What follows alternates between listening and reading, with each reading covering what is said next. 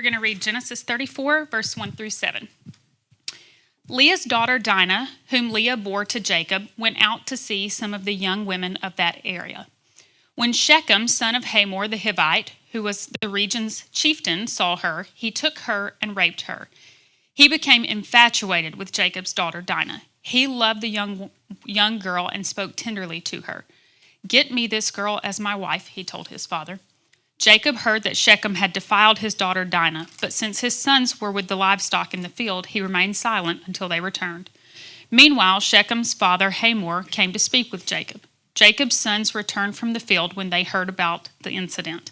They were deeply grieved and very angry, for Shechem had committed an outrage against Israel by raping Jacob's daughter, and such a thing should not be done. In 1967, Dr. Martin Luther King Jr. gave a speech entitled "The Other America." He explored the reasons for various riots that had broken out during the civil rights movement. The speech was given about a year before he was assassinated. And as often was the case, he found a way to stay committed to the way of nonviolent love, yet still challenge the injustices and passivity from much of America. And so here's what he had to say. He said, "I would be the first to say that I am still committed to militant, powerful, massive nonviolence as the most potent weapon in grappling with the problem from a direct action point of view. But it is not enough for me to stand before you tonight and condemn riots. It would be morally irresponsible for me to do that without, at the same time, condemning the contingent, intolerable conditions that exist in our society.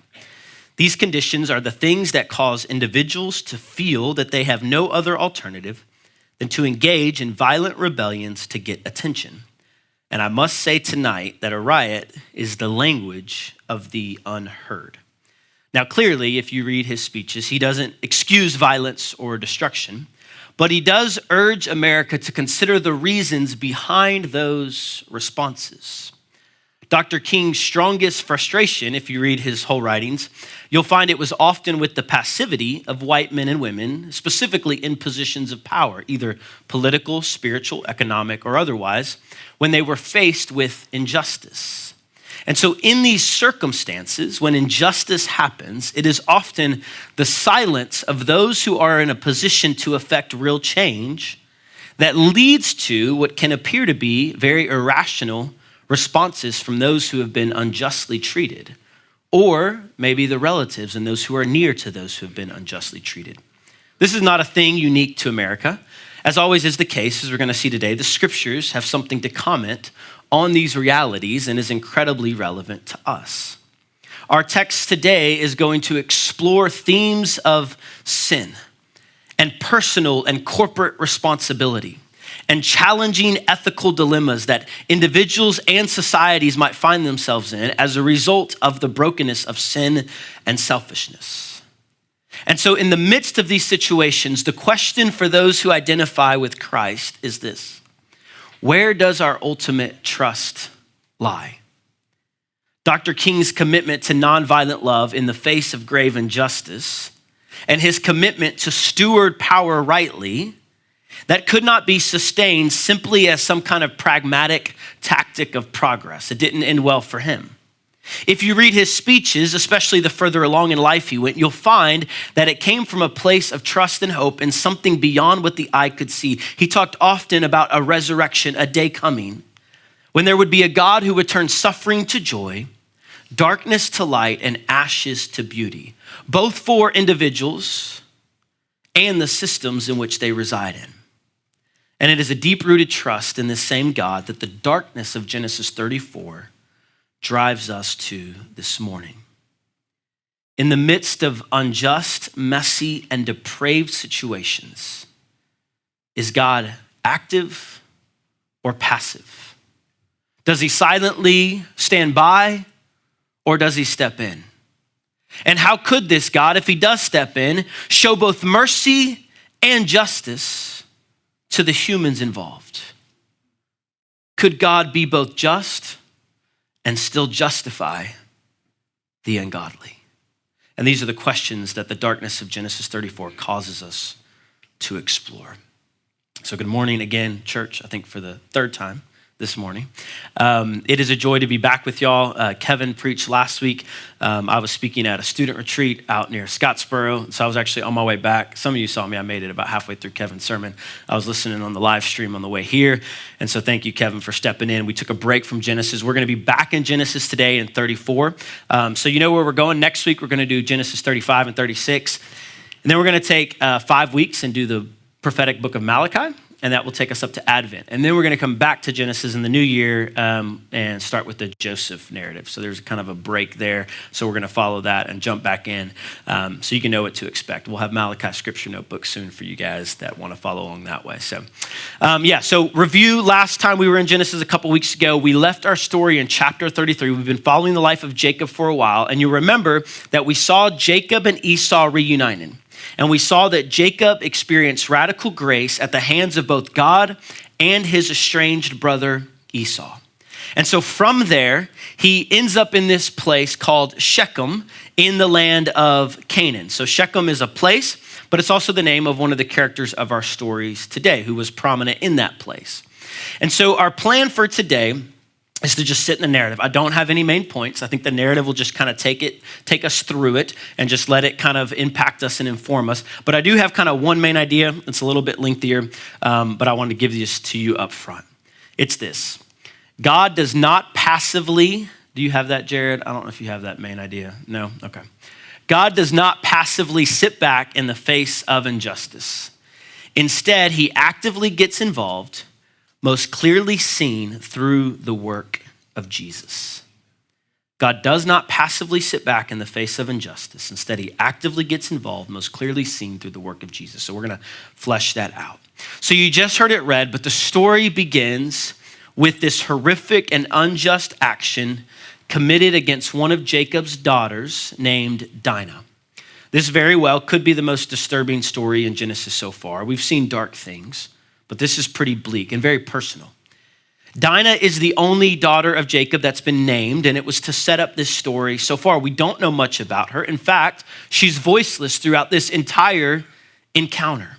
We don't get much insight into how she felt. Commentators assume she probably would have been around the age of a teenager, around 13 to 15 years old. She's an immigrant in a foreign land. She's curious enough that she goes out to explore and see some of the other young women of the land. To be clear, this would have been perfectly normal for her to do so. Already in the narrative, we've seen that Rachel was out on her own as she was tending flocks. This wasn't anything abnormal. But while she's doing this, a man named Shechem, who we're told right away has great power among his tribe. We see some power dynamics at play. He sees Dinah, and he's used to getting whatever he wants, and so he takes her and he rapes her. This seeing and taking is the same language used of Eve in the garden when she saw what was good for her own eyes and took of the fruit. It's the same language of it's pretty dark in Genesis chapter 6 where fallen angels see humanity and women and they take for themselves wives of humans. This is clearly continuing a cycle of sin that has existed among humanity since the garden. Seeing what we desire, seeing what is good and just in our own eyes instead of trusting God, and taking whatever we desire for ourselves doesn't just harm us. It leads to deep pain and suffering for others. And in this story, Dinah is the recipient of that harm.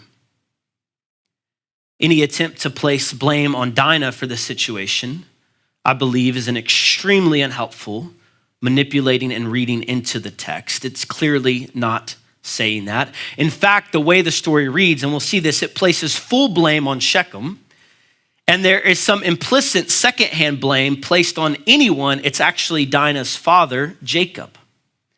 In this culture, he would have been tasked with protecting his daughter, and he has failed to do so. And there are some hints in the story that tell us that. Chapter 33, back to that chapter, he refused to go with his brother Esau. You remember Esau invited him to go. That was one option. The other option was to obey God, which had told him to go back to his father's homeland. And he's not made it all the way there yet either. And so this is what we read in Genesis 33:18. This is the last chapter. It says, after Jacob came from Padan Aram, he arrived safely at Shechem. So this is where our story today takes place. in the land of Canaan and camped in front of the city. I want you to see if you recognize this language. He purchased a section of the field where he had pitched his tent from the sons of Hamor, Shechem's father, for 100 pieces of silver. The last time we read about someone separating from their relative and pitching their tent toward a place of wickedness was Lot, towards Sodom and Gomorrah. The author clearly wants to draw in our mind that story. There are going to be some parallels and differences between that story and this story. Jacob is being led by what appears to be good in his own eyes instead of trusting what God has promised him, and his family pays the price. What happens to Dinah is horrific. It's a reprehensible act. There's something pretty unique about this story. The author throughout Genesis, I don't know if you've noticed this, but the author very rarely makes moral judgments. He lets us kind of wrestle. He just tells the story. He doesn't tell you whether this action was good or bad. He just kind of lets it sit, but not in this case. In verse 7, it is called an outrage. Such a thing should not be done among God's people. And it sets up the tension of the story to see what will happen. What will the response to this injustice be? For Shechem's part, we're told in verse 3 that he wants to wed her because he becomes infatuated with her. There's some cultural things going on there we can't even begin to understand. I'm not even going to try to get into it. But the thing that we need to know is that it isn't just a desire, he demands it. He goes into his father, similar, we'll read this of Samuel later, not in Genesis, but if you follow the biblical narrative, and he says, take her for me to be my wife. The same word take is the same word that he took her already. And Hamor, his father, simply obliges. We're told in verse 5 that Jacob finds out and he remains silent. We don't know if he's either unmoved by what happened to his daughter or he's so worried and plagued with fear, so he just doesn't do anything and he's unwilling to be moved to action. This is again reminding us of Lot, who was willing to sacrifice his daughters to an angry mob.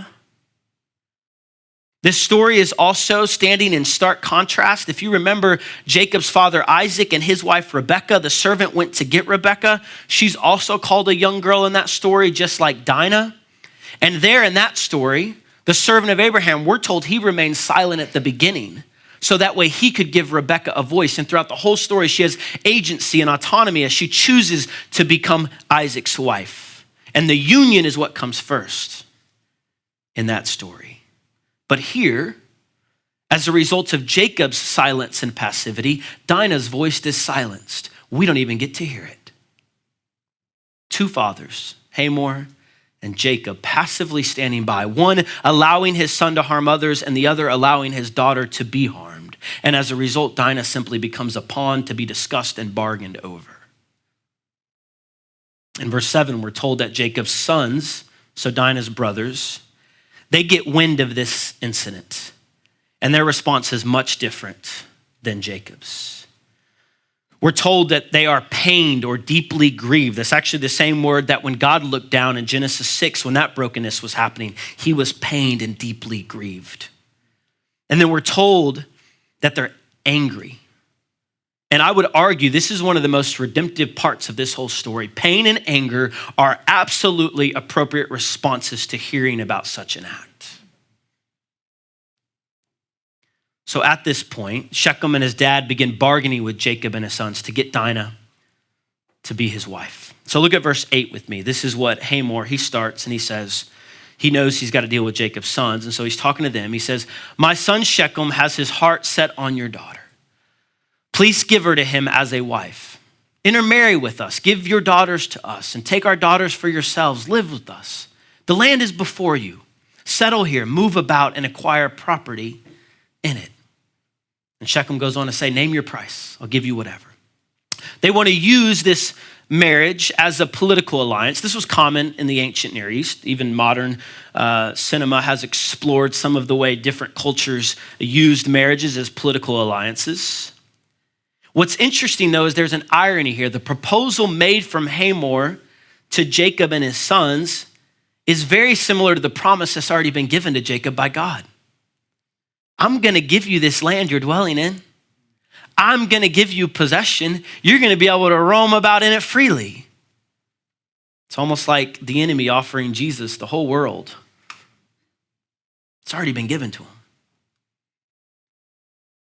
As is typical so far, Jacob stays silent. The brothers step forward to answer, and we're told they answer deceitfully, coming up with the plan. So I'm not going to read it all, but here's what happened. They take circumcision back from Genesis 17 when God instituted it for his people as a sign of the covenant. And instead of using it as a way for relationship, they use it as a tool to deceive. And they say, hey, we can't give Dinah to a uncircumcised man, and we can't intermarry with uncircumcised men. So they say, here's the solution. If you go and have all the men of your city be circumcised, then we'll agree to the alliance. Now, we don't know. We're going to see how this whole story plays out. We don't know if they had the long game in mind or if they thought their request was so crazy that they would be like, not happening. Y'all good. Take Dinah. Y'all can go, right? We don't know, because they say, if you can't agree to it, we'll take Dinah and go now. But they agreed to it. Hamor and Shechem agree to the plan, and so they go back, we're told, to the gate of the city and consult with all of the men there. We know this from the Sodom and Gomorrah story, but the gate of the city was the place where decisions were made, where the elders of the city would gather, kind of like the town hall or the city center. And so there's a strong case to be made that any reference in the story to men at the city gates meant able-bodied men of war, the one who went to battle for the rest of the tribe. And so look at verses 22 through 23. This is what they're telling all these men standing before them. You got to sell this pretty good if you're selling this to these men. These are grown men. But the men will agree to live with us and be one people. So there, Jacob and all of them will agree to be with us and live with us and be one people only on this condition. If all of our men are circumcised as they are, won't their livestock, their possessions, and all their animals become ours? Only let's agree with them and they will live with us. So they're kind of double talking. They're telling Jacob one thing, like, oh, you can have all of our land and all of this. And they're going back and saying, hey, we'll get all theirs like in the end, right? And so Shechem and Hamor have no problem using deceit to get what Shechem wants. And they convince all of the men to agree to the plan. And so all the men of the city, these men of war, get circumcised. And here's what ensues. It's pretty dark, and the darkness continues here in verse 24. It says, all the men who had come to the city gates listened to Hamor and his son Shechem, and all those men were circumcised. On the third day, when they were still in pain, two of Jacob's sons, Simeon and Levi, Dinah's brothers, took their swords, went into the unsuspecting city, and killed every male. They killed Hamor and his son Shechem with their swords, took Dinah from Shechem's house, and went away. Jacob's sons came to the slaughter and plundered the city because their sister had been defiled. So all the men who had come to the city gates, they were all slaughtered while they were incapacitated due to the circumcision. We're told that the deed was carried out by two of the sons, Simeon and Levi, and then that the other brothers came in afterwards to plunder the city. And the story goes on to tell about all the possessions that were taken back to Jacob's camp. Most likely the women and dependents from there were assimilated into the family of Jacob from then on. That was culturally normative in the Near East after the winning of a battle, although this wasn't much of a fight. We don't know how large this tribe was. It could have been smaller. It could have been larger. What we do know is that it's very clear that this is a mass slaughter. Jacob's response to the act of evil injustice was passivity. And through his sons, we see the polar opposite, which is a response of vengeance. We can and we should call the original act of Shechem against Dinah evil and repulsive. And we can also simultaneously recognize the vengeful response of the brothers was also harmful as well and over the top, even if we understand where they were coming from. Now, what is interesting is that the text, even though it gives us a clear moral judgment about Shechem's act, does not give us a clear moral judgment on the act of the brothers. Instead, it leaves us to wrestle with the ethical dilemmas that this text presents. The entire narrative even ends with a haunting question. In verse 30, Jacob gets upset with Simeon and Levi, and he's not upset that they acted unjustly and went over the top. He's upset that they've caused him problems.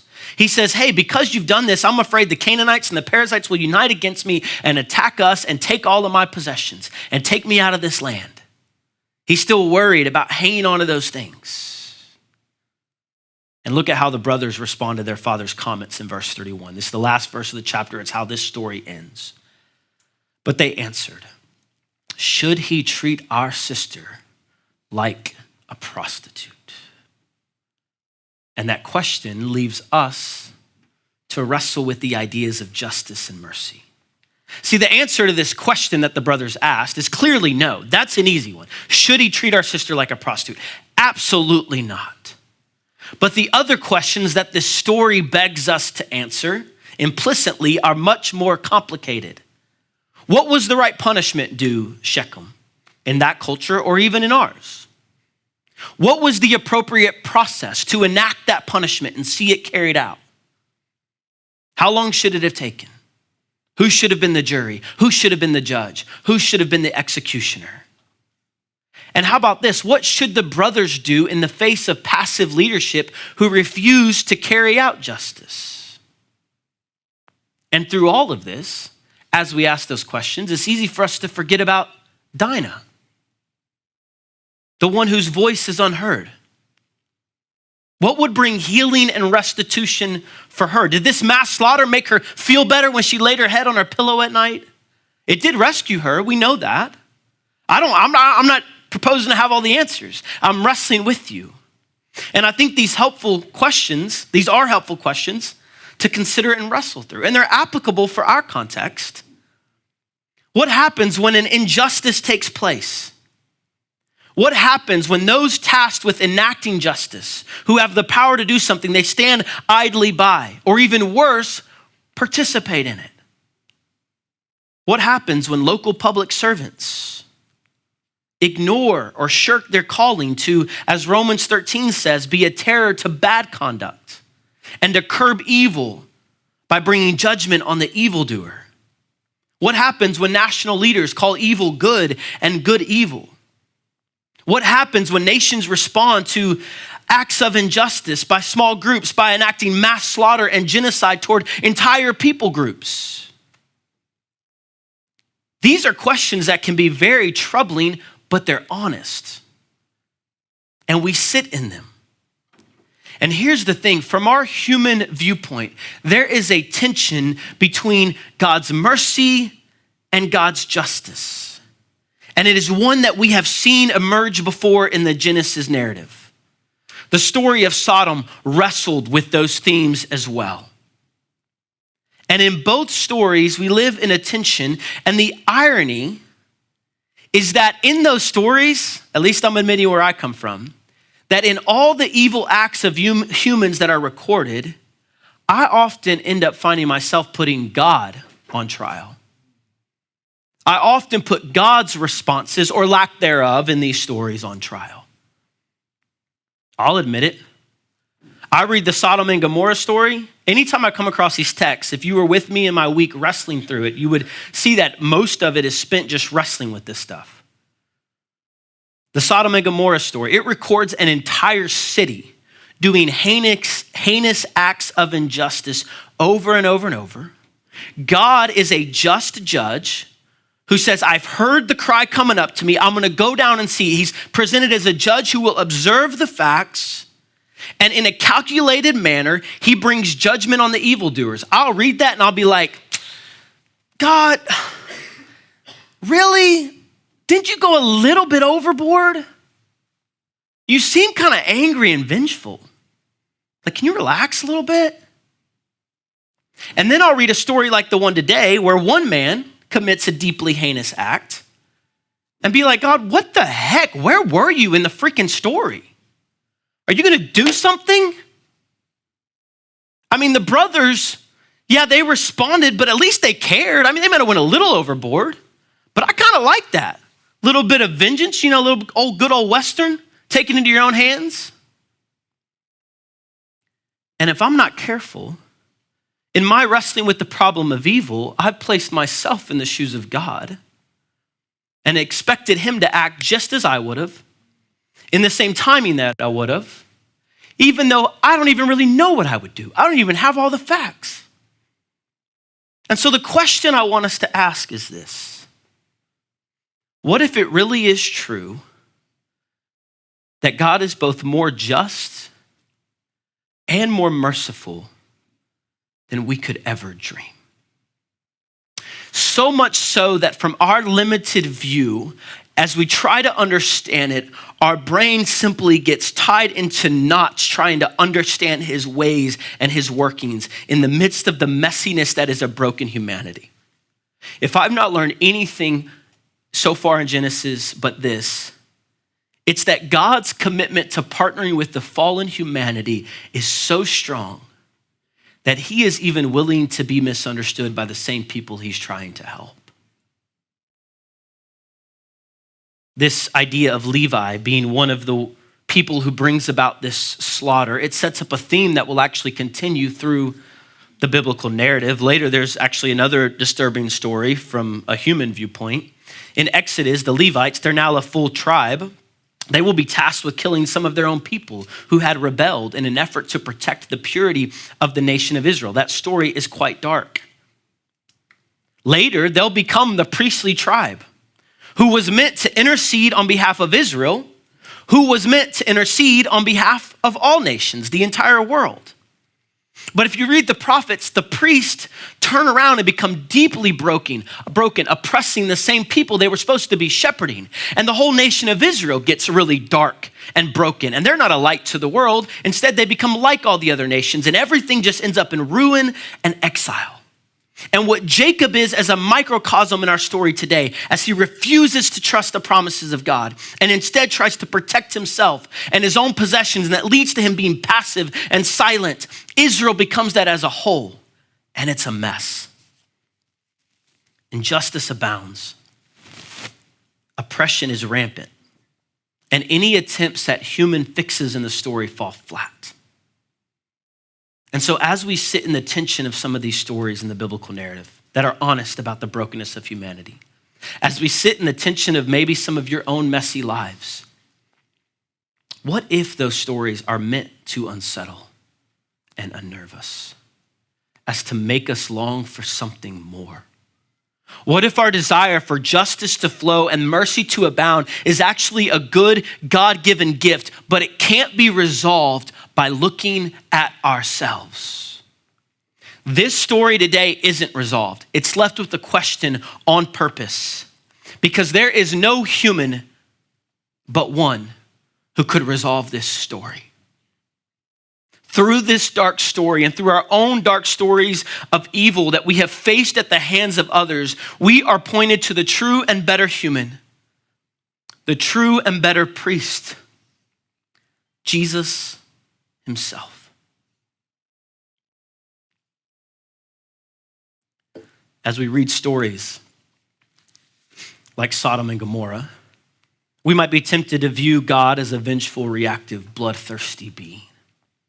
As we read stories like the one today, we might be tempted to view God as no better than Jacob, kind of a nice grandpa sitting back in his chair, just passive being who ignores the oppressed and afflicted. But the scriptures are clear.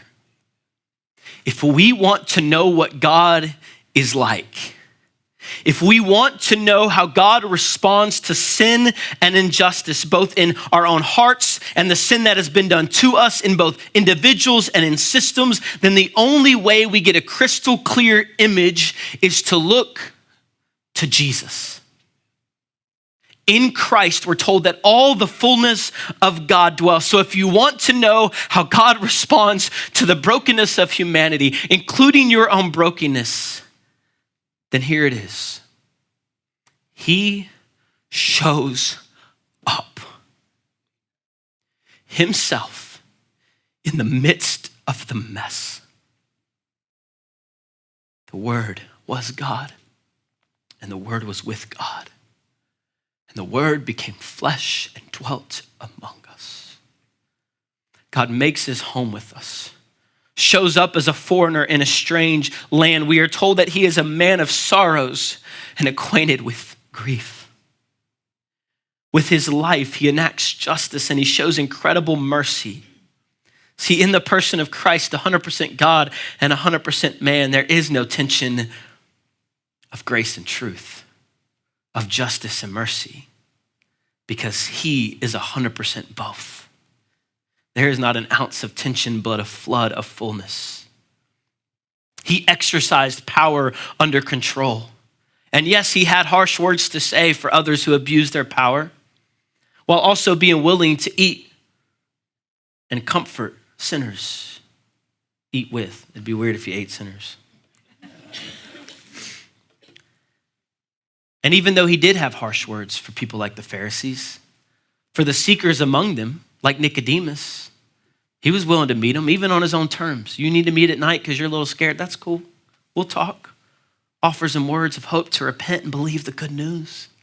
He so transforms Zacchaeus that he paid back restitution for the harm that he had caused. He brought together revolutionaries who just wanted to overthrow the Roman government at the same table with guys who were like kind of partaking in the oppression. Like, let me get a little bit under the table and we're good with it. I'll stay silent. I'll stay passive. Let me get a cut. And through it all, he was neither passive nor vengeful, but active and calculated, trusting his Father, speaking truth in love, no matter the cost. And this approach did not sit well with the religious and political power brokers of the day. So Jesus was taken to a Roman cross, went through a farce trial. You want to talk about an injustice? Taken out to be crucified as a criminal for crimes that he never committed. So that way humanity could just get back to the cycle and continue without this pesky message of justice and enemy love and talk of some new kingdom where God ruled with wisdom and goodness. We're good. We don't need your rule and reign. We've got it under control. The world was fine with passivity or vengeance, but it didn't know what to do with an active justice fueled by love of both the victim and the perpetrator. And even as I say that, I don't even know how to reconcile that. But Jesus did. We're told that he becomes both just and the justifier of the ungodly by willingly becoming the recipient of grave injustice himself. As he is unjustly crucified as a criminal for crimes he did not commit, he identifies with sufferers throughout all of history.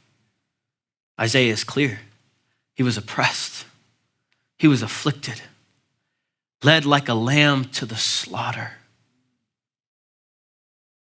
And though he could have defended his own innocence with eloquence, he willingly remained silent to identify with all those like Dinah, whose voices have been stripped from the storybooks. His body is plundered. He is stripped naked and violated and ashamed.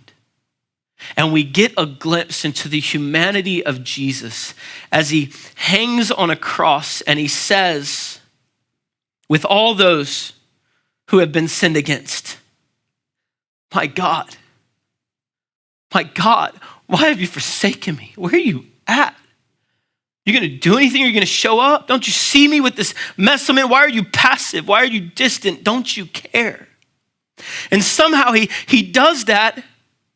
And he still hangs on the cross and he stares at his murderers in the face with compassion and says, Father, forgive them.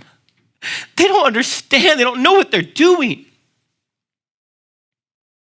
And somehow through this God-man, justice and mercy meet through a Messiah crucified outside the city gates. And you know that those two, that phrase of enemy love, it can only come because there was a trust. That's why we're told the last breath he breathes, as he gives up his spirit, he says, Father, into your hands, I give you my spirit. Here's my story. Here's my outcome. Here's my life. I trust you. It's yours. And then he dies, relinquishes full control. This kind of trust doesn't just happen. We often find ourselves quoting that Jesus was forsaken. And in his humanity, as he becomes sin for us, he was. But that quote comes from Psalm 22, which starts with the feeling of being forsaken, but it ends with God showing up and showing out. This is towards the end of the chapter. Psalm 22, 19 and 24. It says, "O Lord, do not stay far away." This is like when the prayer is starting to end. "You are my strength. Come quickly to my aid. And then we get what happens. For he has not ignored or belittled the suffering of the needy. He has not turned his back on them, but has listened to their cries for help. See, we need to hear for those of us that have faced brokenness and injustice, that God is a father, even if your earthly father was. He is not passive like Jacob, as sin ravages the humanity that he loves, including his own son. And if you doubt that that is true, look to an empty tomb. For 3 days, the powers of darkness might have thought that they got away with crucifying the Messiah. But on the third day, the Spirit of God raises Jesus from the grave. We're told that he literally puts to an open shame all the powers of darkness. He takes all the injustice, all the sin, all the wrath of God towards that evil, and he turns it back on its head and deals with it once and for all. God did not stay far away. And unlike Jacob, he came to the aid of his child, and he redeemed his life from the pit. And it is only through the life, death, burial, and resurrection of Jesus that we can find any resolving of the tension of God's justice and mercy. That is all we have. It's why we say it every week. That's the hope we offer for like big problems, like big picture things, systemic, individual, whatever. Like it's big enough to cover it all. And so in the here and now, as we face real situations, as we see injustice around us in big ways and small ways, right? Everything from a ref missing a call. And you love it because we only like it when he misses it. You know, we only get mad when he misses it for our team. We're like, that's not fair. That's unjust. He missed the rule. He didn't apply it right. And I'm preaching to myself because I was coaching my son's game yesterday. And then to like deep and dark acts like the ones in our story today. And I know many of your stories. And many of you, I have no idea. And some of you have things that have happened to you that you've never shared with anyone. But I know that many of you have been deeply hurt by others. I know that many of your stories, like my own, involve things like being the recipient of sexual abuse. And from a human perspective, as we think about these scenarios in the here and now, that tension of justice and mercy often still exists. But just as our story today pointed us to a crucified Messiah who rose from the grave, every one of our stories point us to the same Jesus who promised that he was coming back and he was going to put all things to right. And so, yes, with creation, we groan. That's like systemic and deep rooted. Like, oh my gosh, like come back. And then as you as an individual are like, I don't even know. And I look at the brokenness out there and then I see the crap in my own heart. And I'm like, is there any hope for me? But for all those who repent and put everything they have on the work of Christ, who identify with him, confess that he is Lord, and trust in his life, death, burial, and resurrection, we are promised that he will return. And he will turn suffering to joy and agony to triumph, despair to hope, and ashes to beauty. And this is the hope of the gospel, that we have a God who sees, who hears, and who acts. And so as we wrestle and sit in the reality of brokenness, of sin, both in our hearts, that we have enacted towards others, that we have received from others, as we sit in this story gives us hope. For those in positions of power, like the two fathers in our story today, if you've been blessed with that, the good news of the gospel frees you from the whims of this age. It frees you from the fear of losing material possessions or losing positions of power from speaking out. You can speak truth in love. You can care for those who have been harmed. You can actually partner with God in stepping in and acting on behalf of those whose voices have been stripped away. For those of you who have been workers of injustice like Shechem, You have an opportunity to believe the good news that God is not passive, that he sees, that he hears, and that he will act, and you can repent before it's too late.